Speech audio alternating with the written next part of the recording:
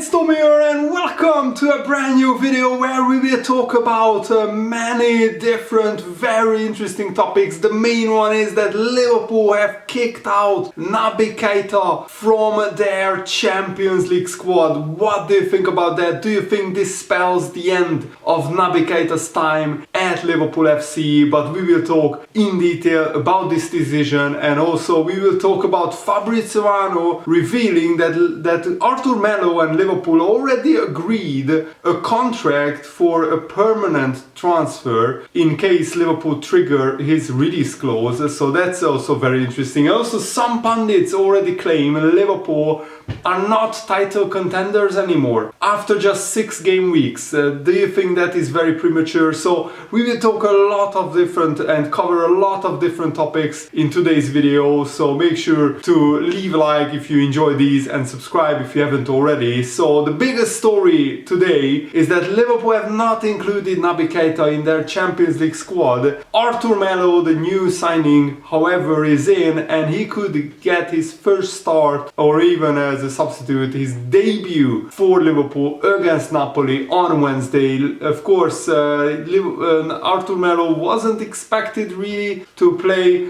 against Everton, so he probably wasn't included because he didn't really join any deep training sessions. But during the week, hopefully Liverpool can involve him in training so he can get a little bit more accustomed to how Liverpool play. But the biggest thing is that Naby Keita is out. So even if Naby Keita gets back fit from his injury, he won't play in the group stages of the Champions League. In the knockout stages, it will be a different story. Liverpool can submit a different squad, of course, in the knockout stages. Alex Oxlade-Chamberlain is the other player who was left out, but he's also nursing a long-term injury. And the biggest problem is that we don't know how long Naby Keita is out with an injury. At the moment, there is still no official diagnosis for Naby Keita's injury. And I think Liverpool didn't make a decision on whether to give Naby Keita a new contract or not, because Liverpool wanted to see how Naby Keita plays this season, how much he stays fit. Last season was very promising.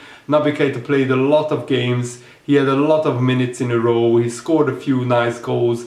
So it was a really promising season, but Naby Keita needed to back it up. And after being ill for the first week, Naby Keita was in line to start against Manchester United, but he pulled up with a mysterious injury, which I don't know where he picked up. Maybe he picked it up in training, but the fact remains that Jurgen Klopp just realized he cannot rely on Naby Keita anymore. And that's really, really painful to me, because Naby Keita is one of my favorite players in the Liverpool squad. He is the one midfielder with flair, with dribbling ability, with goal scoring potential.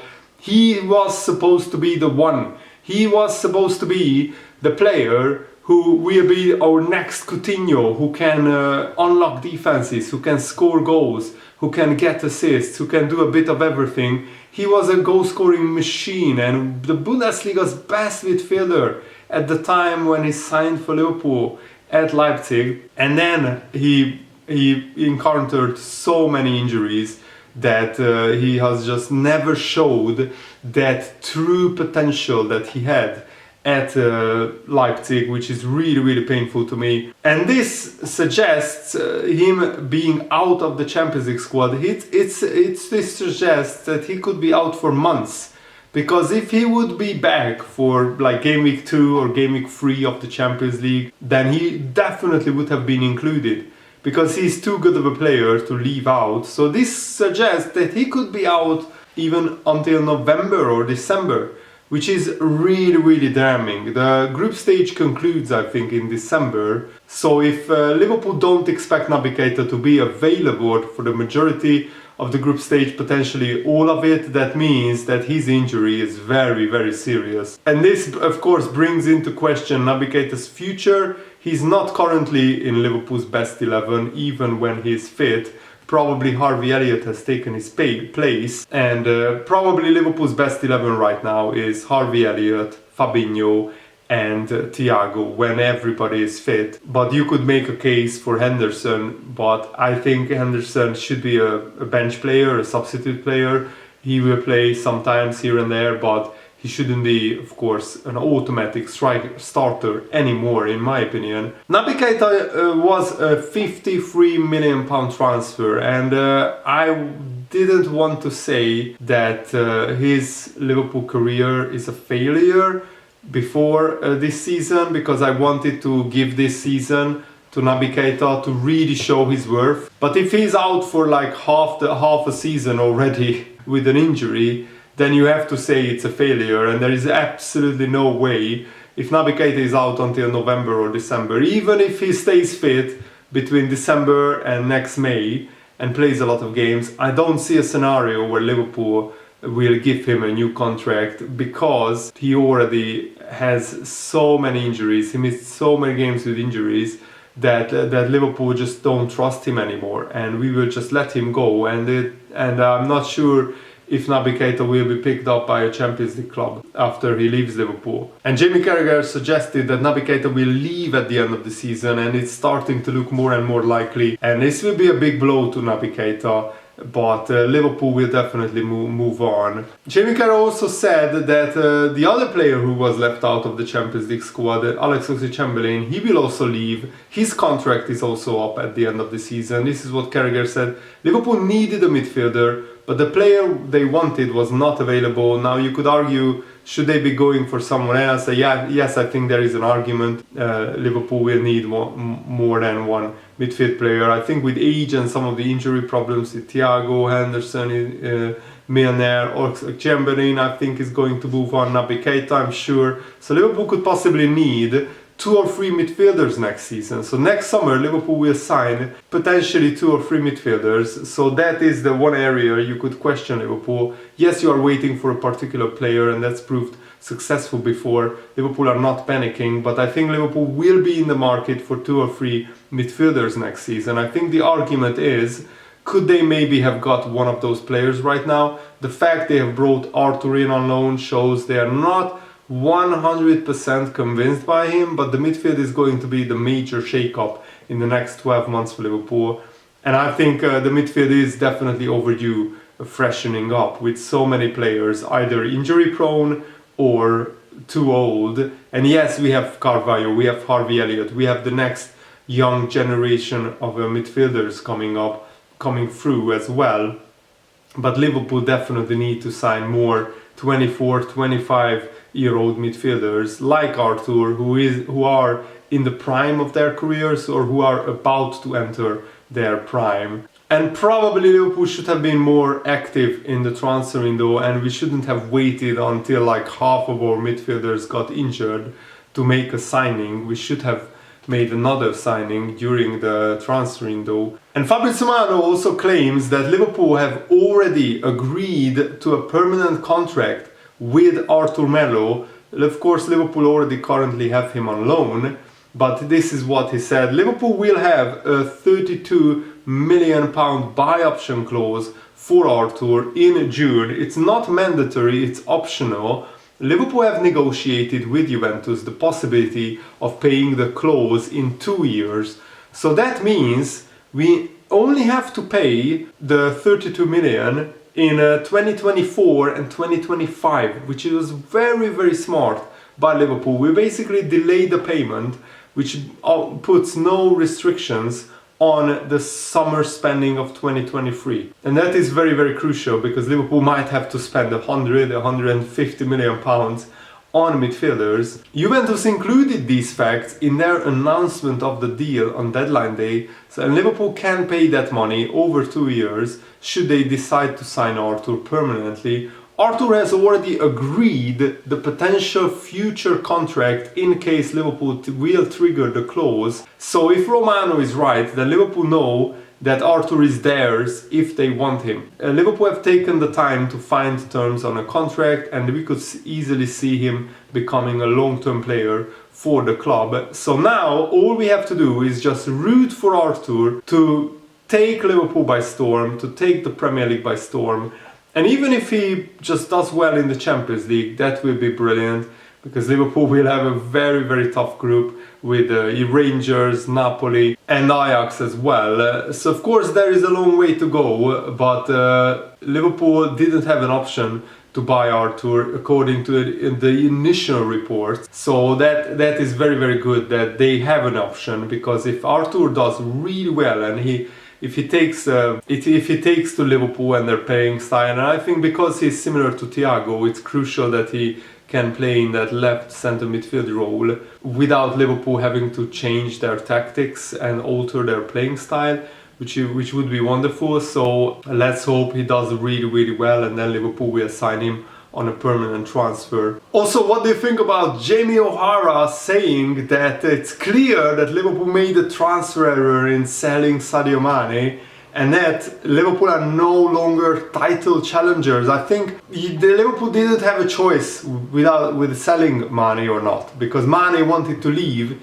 In fact, Mane wanted to leave last summer, but Liverpool convinced him to stay one more year, and Liverpool won the League Cup and the FA Cup, and we went to the Champions League final, and we were 15 minutes away from winning the Premier League title as well. And Jamie O'Hara said that everyone is chasing Man City, but I don't think Liverpool are challengers this year. They are missing Mane. Diaz is never going to get the numbers that Mane got. Liverpool lost their best player. I think it's an absolute load of nonsense. First of all, how can you say Liverpool are out of the title race when Liverpool were 14 points behind Manchester City in January, which is a lot further in the season and not this early, and Liverpool still got within 1 point of Manchester City, and we almost won the title. So that's a load of nonsense. Also, of course Liverpool are missing Mane. You are going to miss one of the top 5 best Premier League wingers probably of all time. But you can't say Luis Diaz will not get the numbers that Mane gets, because you don't know the future. You absolutely have no clue. Luis Diaz is reminding me of an early stage Luis Suarez, where Luis Suarez almost always hit the post in almost every game in his first 1.5 seasons. And then he came good and he scored an incredible 31 Premier League goals to break the Premier League record, which of course Salah broke also. Mane wasn't Liverpool's best player, it's Mo Salah. Mane was a 20 goal a season player. He was a brilliant player. He was probably Liverpool's second best player behind Salah, but he wasn't Liverpool's best. So every single point that Jamie O'Hara makes, I disagree with him. And he's entitled to his opinion, but I'm entitled to mine. And I'm a Liverpool fan, he's a Tottenham fan. He's probably not watching Liverpool every week. So I think I know a little bit more about Liverpool. And also, last season, Liverpool started the season like this. As you can see, up until the West Ham game, Liverpool dropped a lot of points. But then we went on a great winning run, and especially after January the 2nd, Liverpool went on this incredible run when we only drew to Man City and Tottenham and won every single game up until, of course, January the 2nd. And I think Liverpool is capable of doing that again. We just need to get some of our injured players back. And James Pearce also dismissed the idea that Mo Salah has eased off since signing a new deal. This isn't Aubameyang or Mesut Özil revisited. James Pearce wrote, for most of a chaotic derby, which somehow finished goalless, Salah remained stationed out on the right and largely on the periphery. This wasn't a one-off, it's been a theme running through the opening month of the season. That's not a criticism of Salah and the idea that Salah has somewhat eased off on the back of a big pay rise. That's ridiculous. He isn't Aubameyang or Özil revisited. It's more than that Liverpool, who have taken just 9 points out of a possible 18, simply aren't functioning effectively as a unit. The balance isn't right, and tactically they are failing to get the best out of their most potent attacking weapon. But I think once Liverpool work out exactly how to function with the new attack. Remember that we signed Luis Diaz in January, we signed Darwin Núñez in the summer, so we effectively have 2 new players in the front three, and Liverpool need to work out how to how to get the best out of all these three players while also getting the best out of Salah, and that takes time. But give Jurgen Klopp time on the training ground. When that's the problem, Liverpool don't have a lot of training time, but hopefully we will be able to train more during the season and hopefully get the best out of these players. But give Jurgen Klopp time and he will work it out, I'm sure. And thanks for watching, guys. I really hope that you guys enjoyed this video. I had a lot of fun making it. I'm a lot better, but today my girlfriend has a terrible toothache, so I'm taking her to the dentist. We are leaving in an hour, but once I get back I will try to get a career mode uploaded and ready for you guys in the evening, so bear with me. Thank you for your patience and all your support. Have a nice day. See you later, guys. Goodbye.